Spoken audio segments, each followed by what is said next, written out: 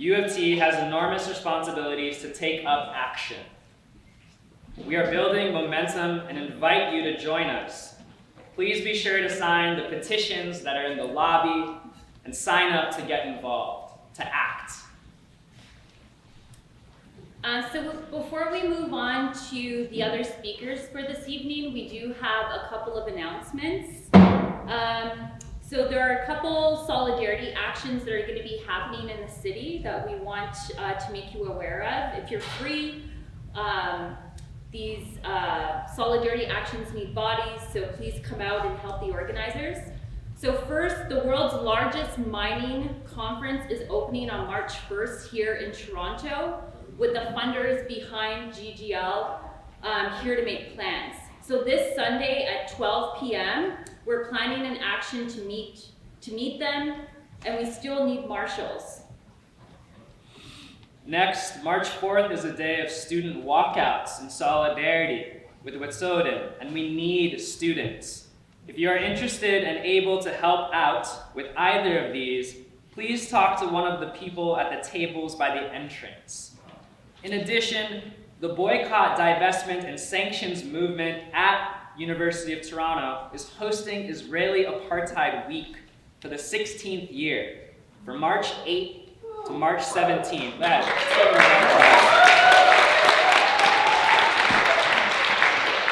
They are honored to be hosting a variety of speakers and events this week, including the legendary Angela Davis. Angela Davis. And also radical visionary and prison abolitionist Yafa Hawar. Let's give it up for Yafa.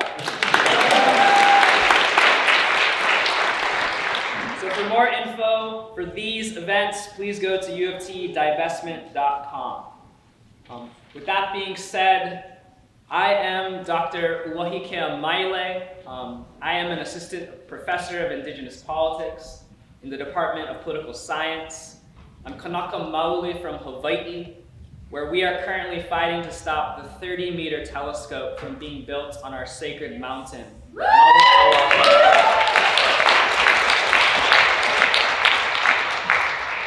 30-meter telescope observatory is a massive $2 billion multinational corporate development that would desecrate and destroy our sacred mountain. And the University of Toronto is an institutional member of the Association of Canadian Universities for Research in Astronomy that is a founding partner of the project. Since relocating to Toronto in September, I've been in and out of meetings demanding UofT withdraw support from TMT in Hawaii. The university has yet to do so. Soon I will be presenting a case for divestment to the National Research Council of Canada that manages the $300 million federal investment in the project. Beyond this divestment, though, I know that it is my people, the Kia'i, the mountain protectors, who will stop TMT. In July, a blockade formed at the base of Uahikea to prevent construction from beginning. The blockade has held for well over 200 days now.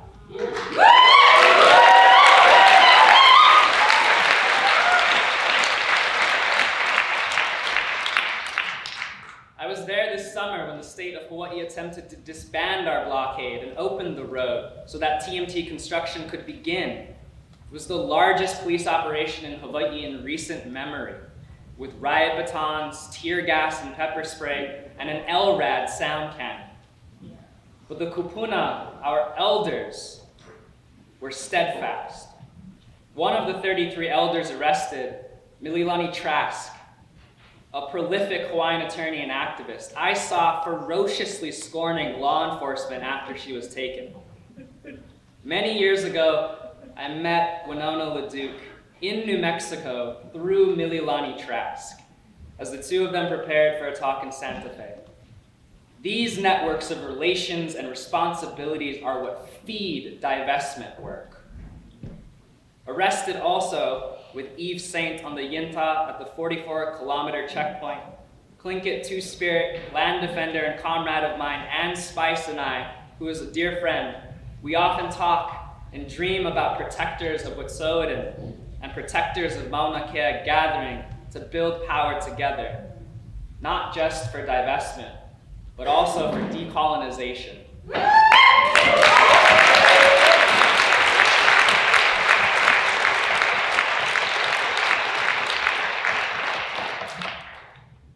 Wache Michelle Nishinikazan, Makwa Nindoten, and Jikme Duchin.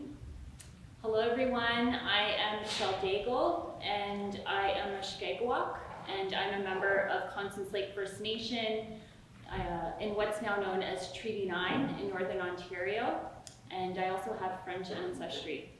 I'm from the Moore family and from the John George family, and so if you know people from those families, then you know me in some way.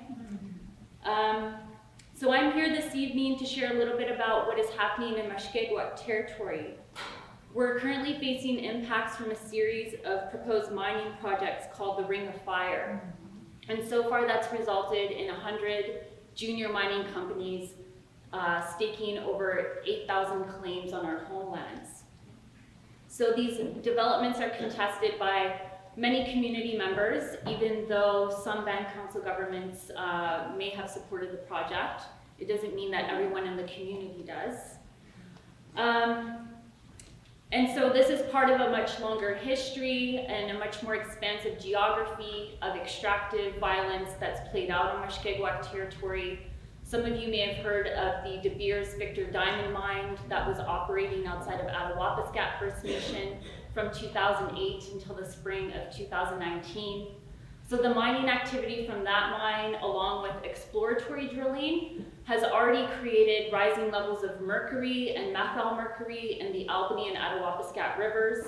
And these are places that are incredibly important for Mushkegowuk, Anishinaabe, and Ojibwe people in our homelands. They are places where we go food harvesting, where ceremonies take place, where we renew kinship relations and diplomatic relationships. And so the mercury and methyl mercury has already had an effect on our animal and plant relatives, to our pike and pickerel. Hunters back home tell us that the moose and the deer are not well. Indigenous women in certain parts of Mushkegowuk territory are reporting higher levels of infertility. And our educators are also telling us that they see rising levels of autism in our schools. And people think that this is connected to mercury poisoning. And so the work that I do on Indigenous land and water-based practices and how they're being impacted right now through extractive industry sometimes brings me to other Indigenous communities and other Indigenous territories. And in 2013 and 14, I was living in Anishinaabe territory, so just west of Mushkegowuk territory. And I was there learning from elders and knowledge holders about how they were regenerating their food harvesting and trading practices. And my mom was there with me, and she was working on some Indigenous education projects. And so one day we found out that Winona was giving a talk in a small town called Kenora. I don't know if any of you have heard of Kenora in northwestern Ontario, but it is a hub, right, for people up there. And so we packed our bags and hopped into our car and drove a few hours north to Kenora to listen to Winona speak. And after the talk, we waited to speak to her, and she generously spent time with us. She shared more about the land-based projects that she was working on in her community and with her family. And then when she learned that we were Mushkegowuk, she told us about her time in Fort Albany. And Fort Albany is a community that my kukum, my grandma's from, and where we still have relatives. And so as I was thinking about coming here this evening, and as Uahikea and I spoke last night about how we wanted to come and enter this space, what came up for us was the people, the connections. And so the connection here is certainly the extractive and colonial violence that our lands, our waters, and our people are continue to be subjected to. And particularly how that is disproportionately impacting Indigenous women, youth, children, queer two-spirit people, and elders. But I think beyond that, what really connects us is the life-making practices of Indigenous life, right? And so it's the Indigenous laws and responsibilities, it's the genealogies that are rooted in the lands and waters where we come from. It's the movement that we embody, not just on the front lines, but as we visit each other, as we go to each other's communities and home territories and share knowledge, share food, share laughter, and share our love with each other. And so that's what I'm thinking about this evening as we're gathering. And I was able to see Eve Saint speak a couple nights ago at New College, and she shared how her mother's from Uahikea First Nation. And so I think, like many others in this room, we're all thinking about what our responsibilities are to Wet'suwet'en. And when she shared that, it gave added meaning for me, because I know that your roots and your genealogies are also rooted in Mushkegowuk land and waters as well. So I want to thank you for the work that you're doing. And so with that, we want to invite Eve Saint to come up, and we want to properly introduce her.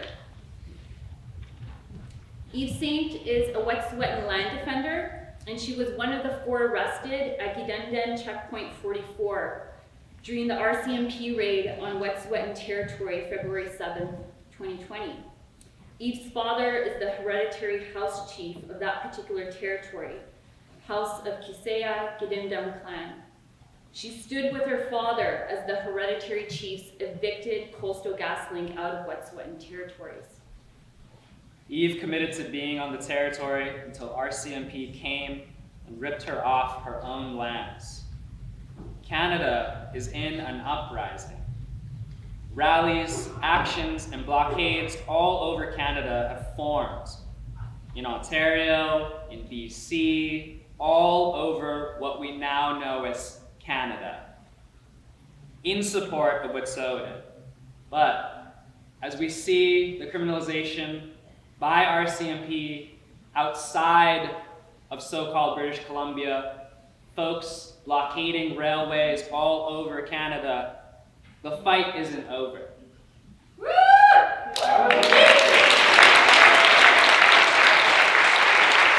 we want to welcome Eve to say a few words. Eve Saint.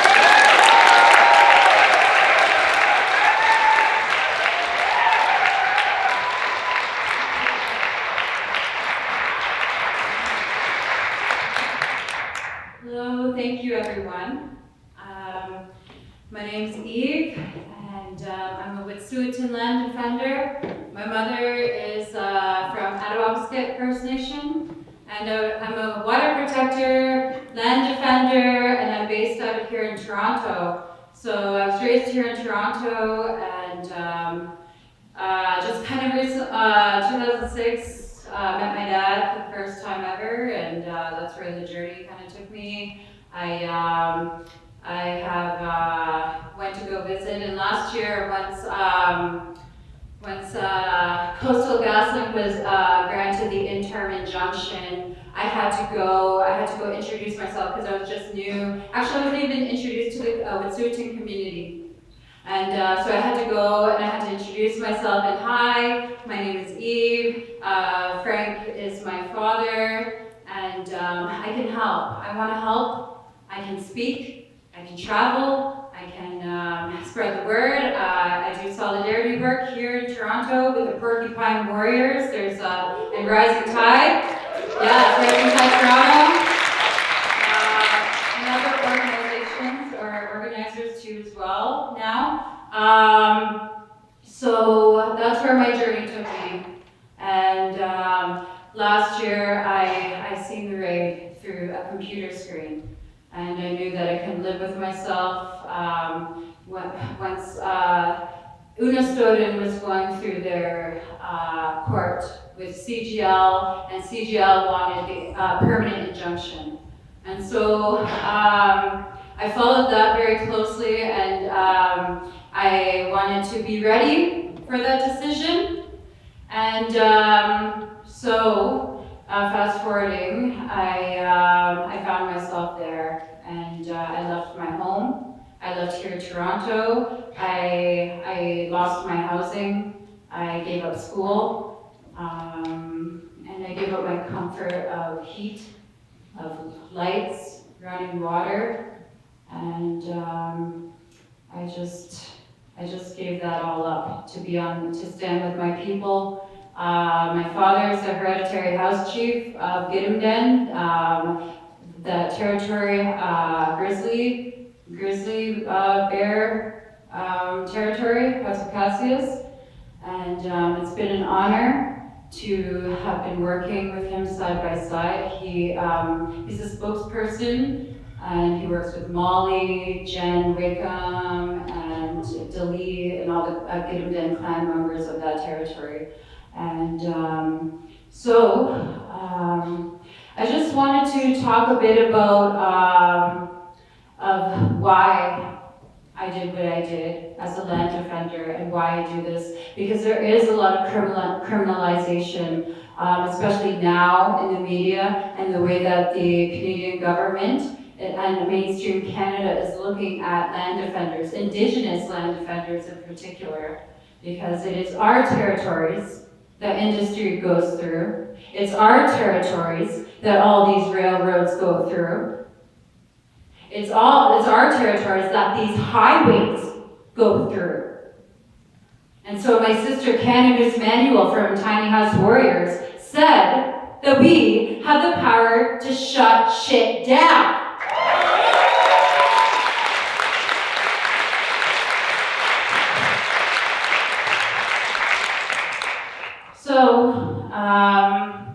So I went and I was there when they evicted CGL, and I knew that was going to be huge. And that Wet'suwet'en and that movement was going to be, you were going to see and hear from Wet'suwet'en. Because an Indigenous nation that evicted a $6 billion company off their territory, that is huge. And all the hard work that the people on the ground and the supporters have done to get to that point, to maintain that 35 days land back. It was beautiful. Living on the land, drinking that clean water out of Witzinqua River, getting moose, even though I can't eat it because that's my plan. This kind of sucks. But they enjoyed it. The people enjoyed it.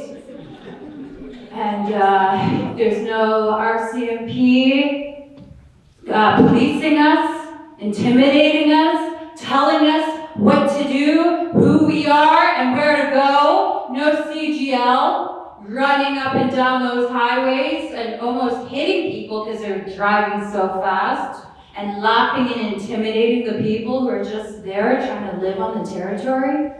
That place became my home. And I said I lost my home here in Toronto, and we all know how hard it is to get housing here in Toronto.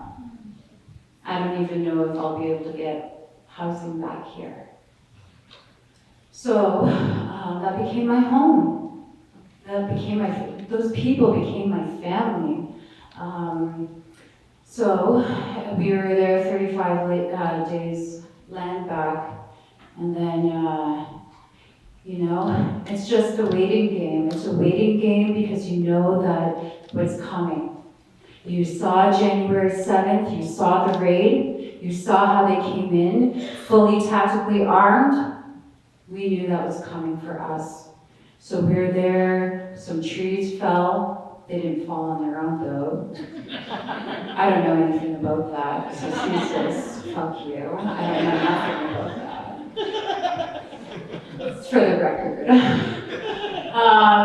And so I know that was done for the safety of the people, for the safety for Gidimden 44, and for Uahikea, the people who live there, the people who have lived there for 10 years, over 10 years. and who have a healing center, and who have patients and community members that go to this healing center to go heal. Because we have a lot of things to heal from as Indigenous people. We have, let's say, first contact, smallpox, the pass system, reservation, getting forced on reservation, getting our lands and resources stolen, residential school, getting our children ripped away from us, beaten, killed, raped.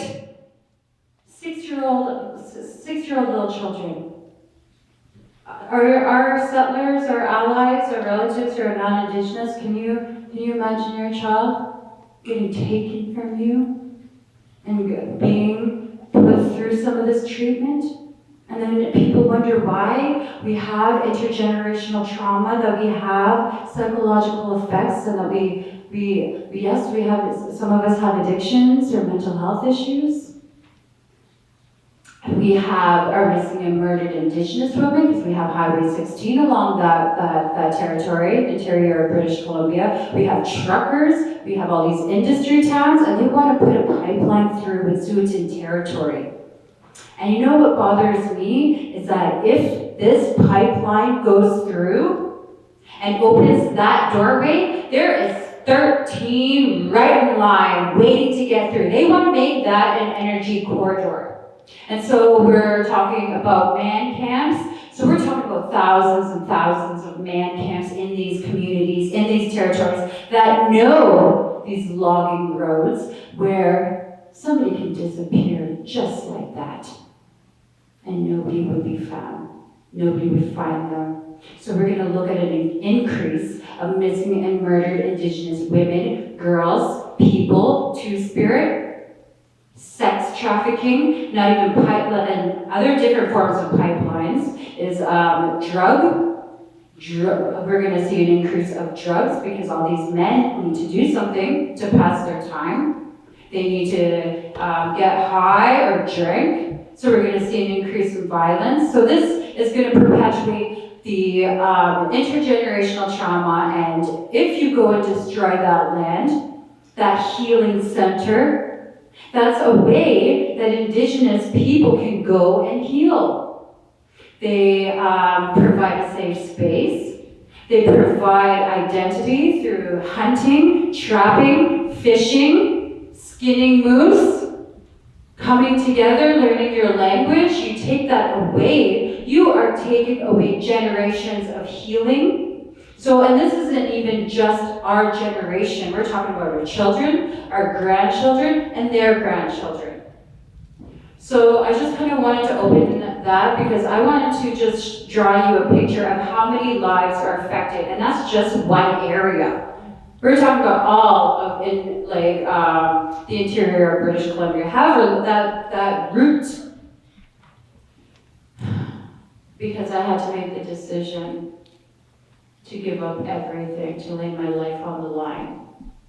Because I knew 100 RCMP was coming down on me, and I know that my friends did too. I know that Uahikea knew that, and this is what we know.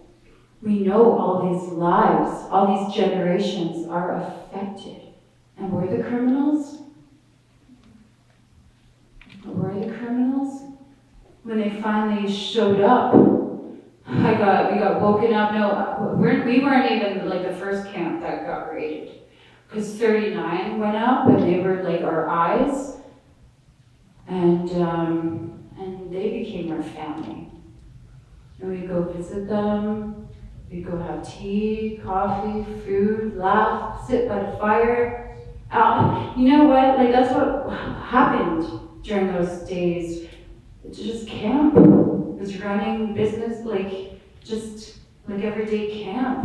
Unity, love, family. So that morning when 39 got raided, we could hear them.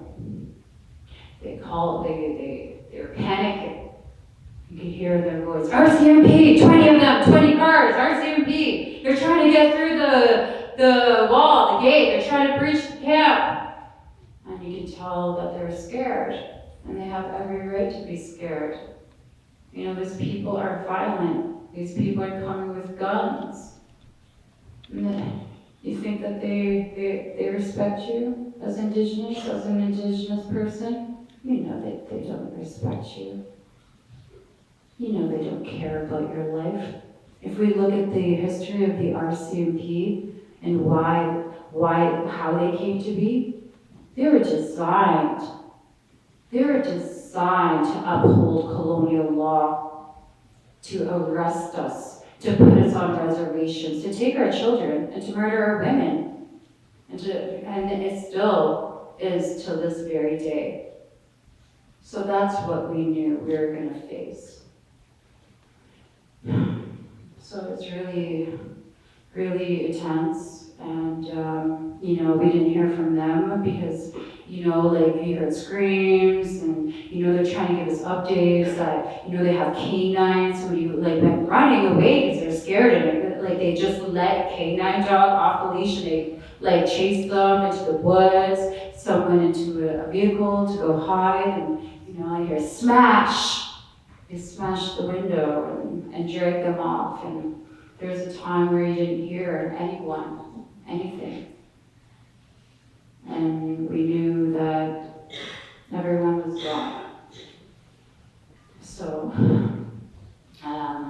we're like, okay, well, we're next, and we gotta prepare. And so, you know, you gotta make sure you got food and water and wood, because, you know, you gotta keep warm, because it was like minus 20, minus 30, probably minus 20, 25 those days of the raid. And then, you know, they didn't come that day. I fell asleep and then I got woken up by Anne, a fellow Indigenous land defender. And Anne was like, they're coming. It was like 7 o'clock and you're like, whoa, okay, this is it. Okay, what do I gotta do? Okay, I want a feather, I want medicines, and we need snacks, we need, you know. And they eventually came. You hear the bulldoze. We hear that from 27 camp is again our eyes, and they said 55 RCMP vehicles and CGL heavy machinery coming up your way. It's a lot of fucking vehicles for 4 unarmed Indigenous land defenders. Like, okay. So, you know, they came and, you know, because I was the one who had to interact with them because I'm Wet'suwet'en. That's my father's territory, and that was my responsibility. So I had to make sure that I'm calm, I'm collected, and I get the message, what I want to say to them, and make sure that we don't get shot, that nobody gets shot. So once a group started coming towards the gate, because we were behind a gate, and then there's a little river that goes, and then there's a bus. I don't know if anybody's seen any footage, but there's a little makeshift tower. Again, I don't know how that got there, so just for the record. But it was fucking cool.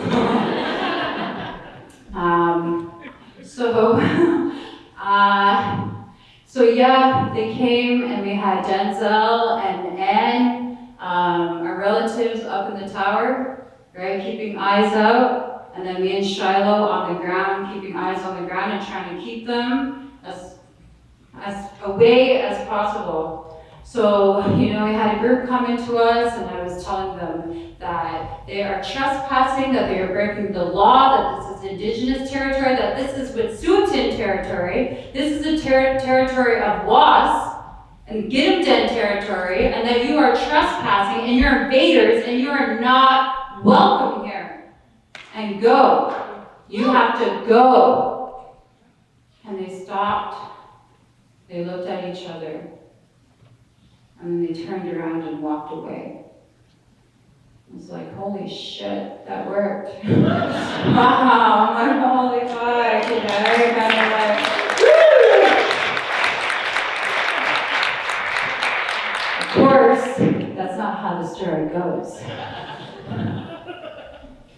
So, you know, we kind of keep them at bay and we keep them, you know, like calm. I had an eagle feather and I kept it up and, you know, like, we're unarmed, we're peaceful. And, you know, like I have every right because you have to remind them that they're breaking the law. Like I felt like I had to remind them because the hereditary chiefs have jurisdiction and say over their territories. And it was recognized in the Supreme British Columbia courts. In 1997, they had a court case, Daigle, and they won. The Wet'suwet'en hereditary chiefs won. So that these companies actually have to go through them for consent, not the elected band council, which they govern the reserves. So that's what I mean, and that's why I was there. They're breaking their own law. I'm under Wet'suwet'en law, and I have every right to be there. It's in my DNA. And that they're committing Indigenous genocide. They are, because I thought about all those lives affected. They are. That's modern day genocide. That's insidious. That is, you know, maybe something you don't see to the extremes to our other Indigenous relatives around the world that face, you know, we have our Colombian relatives to the south. That these are Canadian industry companies down there. The last 3 years, 500 Indigenous activists were murdered. So that day, they're coming in, there's helicopters flying all around us. All of a sudden, there's like a whole group of RCMP, like you see the TAC teams, you see like the snipers, you see there's snipers on the side of us, and then all of a sudden helicopters flying, and I'm there, I'm trying to, you know, keep the communication, just keep on telling them that they're not welcome, and we are unarmed, and we are peaceful, and all of a sudden, like, someone's like, behind us, and we look, and then they dropped TAC teams behind us.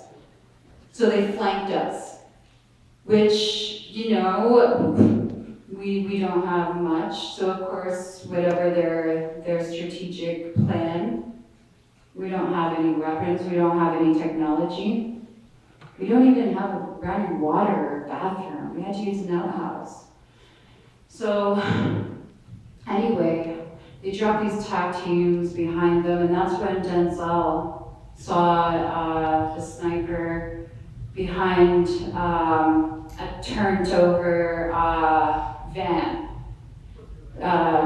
And he saw the sniper pointing the gun at him.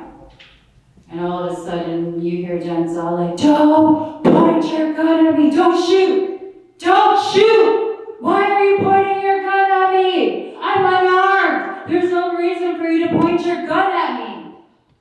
And I'm trying to look, and from my vision, I couldn't see. All I saw was the line of TAC team like coming, and it was like, they were just camouflaged together, and then they started coming like towards us, and I had to get on that bus because they were coming closer, and I was like, okay, time to get on that bus, and you know, because you're scared, right? Like they had their guns drawn, and you know, like it's just, they had their canine units, and it was something like out of a war zone.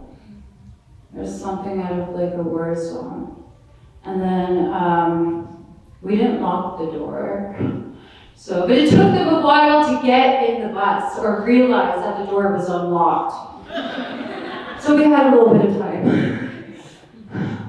But we didn't want to kind of go and lock it, but because we didn't want them to know. But anyway, so yeah, then we're there, and they finally opened the door, and they said, come on. They came in, and I guess I'll tell this because I I tell it at every other talk, it's not public knowledge, but just before 39 got rated, I did a pregnancy test and I found out I was pregnant. And I did not know, and again, you have to make a tough decision. You have to make a tough decision because you see all those lives that are going to be affected. And, that's my father's territory.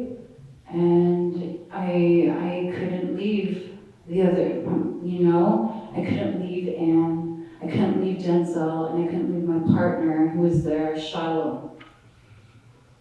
So when they came in on the bus, they came in and Shiloh came in front of me and tried to just block them, and then they came and I was like, oh shit. Because Shiloh was at Standing Rock for 8 months. He had guns drawn on him. He had guns shot at him. Well, not guns, but non-lethal. The tasers and the tear gas and the water cannon, and Kyle Thompson, who was, put there by the mercenaries of the company, who brought in an AK-47 to try to make it look like that the water protectors were violent. He was there. He was there to tell him that, tell Kyle to get off. So he was staring at a barrel of a gun. So I was worried at the time back on the bus that, he might try to fight the cops or something. I was worried, but I think he was worried about me. He said he was worried about me being like, no! But no, I wouldn't have done that. So they came and they put his hands on him, and then he left. So I was like, okay, good. And then, so then they came, did the same thing. They're like, let's go, let's go, let's go. And I just ignored them. And then they put their hands on me. And then I had to go. I had to go because I couldn't put up a fight like that. And I was exiting that bus, and, I held up that eagle feather. Yeah, I held up that eagle feather and I sang the Woman's Warrior song, and all I could think of is that all the genocide that is happening right now. And I was crying, I was heartbroken inside, and it's not a good situation. It's not a good situation to be in the hands of the RCMP. We were in custody for 4 days. They gave us conditions, and my conditions were not to return to the territory unless it was ceremonial or traditional purposes. And I was like, what the hell? So I didn't sign. So they kept us for 4 days extra. And we didn't know what was going on.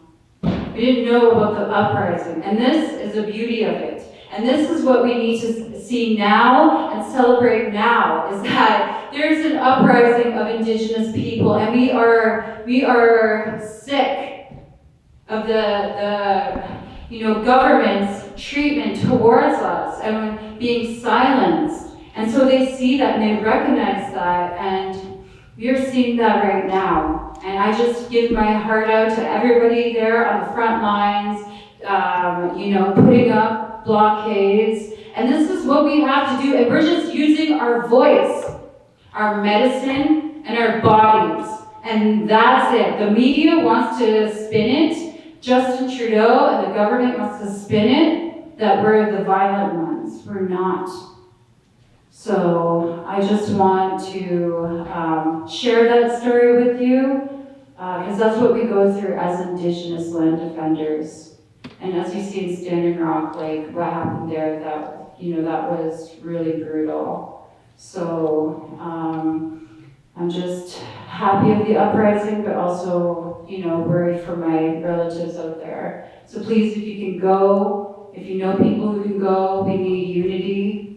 I know these people, these groups, organizers need legal funds, legal help. Toronto, they had 37 arrests the night before. So let's, I just wanted to share that with you. Thank you for listening. And we're in some interesting times, and we got to keep the momentum going. So, yeah.